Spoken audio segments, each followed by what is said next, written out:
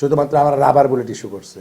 আপনারা দোয়া করবেন রাবার বুলেটটাও যেন আমাদের ব্যবহার করে না লাগে। তা কোনো মানুষকে ইনজুরি করা আমাদের লক্ষ্য না, এটা উদ্দেশ্যও না। কখনো কখনো ডিসপাস করার জন্য আমরা হয়তো এটা করি। এবার টোটালি বাংলাদেশ পুলিশ এটা ব্যবহার করে না। যেগুলো ঝুঁকিপূর্ণ কেন্দ্র আমাদের, সেখানে 3 জন পুলিশ থাকবে, আর যেগুলো সাধারণ কেন্দ্র সেখানে 2 জন থাকবে, আর সমস্ত কেন্দ্রে 1 জন পিসি 1 জন এপিসি, 6 জন পুরুষ আনসার এবং 4 জন মহিলা আনসার থাকবে। আর শুধুমাত্র যিনি প্রিজাইডিং অফিসার থাকবে তার ডিউটি ইনশোর করার জন্য আর একজন অতিরিক্ত থাকবে। সব মিলে 15 বা 16 জন আর কি। প্রতিদিনের ইফতারে চাই স্বাস্থ্যসম্মত ও মচমচে রুচি মুড়ি। তা আশা করি যে একেবারে এটা সাফিসিয়েন্ট ফোর্স, যদি আল্লাহ রহমত করেন। আর যে ফোর্স আছে, ডেপ্লয়মেন্ট যেভাবে আছে, আপনারা যদি সহযোগিতা করেন, it is more than enough. আর আপনাদের সদয় বিবেচনার জন্য একটা জায়গায় একটু শেয়ার করে দিই, সেটা হচ্ছে যে পুলিশ আমরা সাধারণত একটু শর্টগানের ব্যবহার বেশি করি। আনলফুল অ্যাসেম্বলি নিয়ন্ত্রণ করার জন্য শর্টগান আমরা একটু বেশি ব্যবহার করি। তো আমাদের আইজিপি মহোদয় যে নির্দেশনা আমাদেরকে দিয়েছেন, সেটা হচ্ছে শর্টগানে 2 ধরনের অ্যামুনিশন ব্যবহার হয়। এক হলো রাবার বুলেট, 2 হলো লেড বল।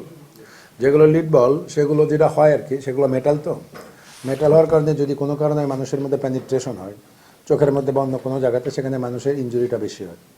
তা কোনো মানুষকে ইনজুরি করা আমাদের লক্ষ্য না, এটা উদ্দেশ্যও না। কখনো কখনো ডিসপাস করার জন্য আমরা হয়তো এটা করি। এবার টোটালি বাংলাদেশ পুলিশ এটা ব্যবহার করে না, একেবারে বন্ধ, শতভাগ বন্ধ। আমরা ইস্যুও করি না, শুধুমাত্র আমরা রাবার বুলেট ইস্যু করছে। আপনারা দোয়া করবেন রাবার বুলেটটাও যেন আমাদের ব্যবহার করে না লাগে, শুধুমাত্র ঝুঁকিটুকু মিনিমাইজ করার জন্য, যেন একটা মানুষ যেন আহত না হোক, অসুস্থ না হোক, এটাই আমাদের কাম্য। এখন তারপরে কি হবে? তারপরে যদি কোনো কারণে যদি ব্যালট বক্স অথবা আমার সেন্টারে আক্রমণ হয়, অথবা যারা ভোট দিতে আসবেন সম্মানিত ভোটার, তাদের প্রতি আক্রমণ হয়, তাহলে সিআরপিসি এবং পিআরবির যে সমস্ত বিধিবিধান রয়েছে, সেগুলো যথাযথভাবে বাস্তবায়নপূর্বক সেটা অ্যাপ্লাই করা হবে। আর ঝুঁকি বলতে যেটা বোঝা যায়, সেটা হচ্ছে আপনার যে দূরবর্তী জায়গা, সাধারণত কমিউনিকেশন খারাপ, দূরবর্তী জায়গা, নেটওয়ার্ক দুর্বল, তারপরে আমাদের ফোর্সের অগমেন্টেশন করতে সময় লাগে, রোড নেটওয়ার্ক খারাপ, এইগুলোকে আমরা ওইভাবে চিন্তা করি। আর সীমান্তবর্তী, বিশেষ করে চৌগাছা কেন্দ্রিক যে সমস্ত জায়গা আছে, ওটা সীমান্তবর্তী হওয়ার কারণে আপনি বিজিবি ছাড়া অন্য কোনো ফোর্সকে মোতায়েন করা যায় না, এটা নিরাপত্তার কারণে। এটা সম্বন্ধে যারা আপনারা আছেন নিজেরাও জানেন যে সীমান্তবর্তী জায়গাগুলোতে, তাহলে তখন ওখানে অ্যাটেন্ড করার মতো কে থাকলো? 1 থেকে বিজিবি, 1 থেকে পুলিশ, আর কিন্তু কেউ না। এখন ওই জায়গাগুলোতে যদি আমরা সমস্ত বাহিনী যদি মুভ করার জায়গা যদি তৈরি হতো, তাহলে ওটা কিন্তু আমরা ঝুঁকিপূর্ণ বিবেচনা করতাম না। এখন হচ্ছে যে ওই যদি নির্বাচন সুন্দরভাবে হয়, তাহলে কোনো ঝুঁকিই ছিল না।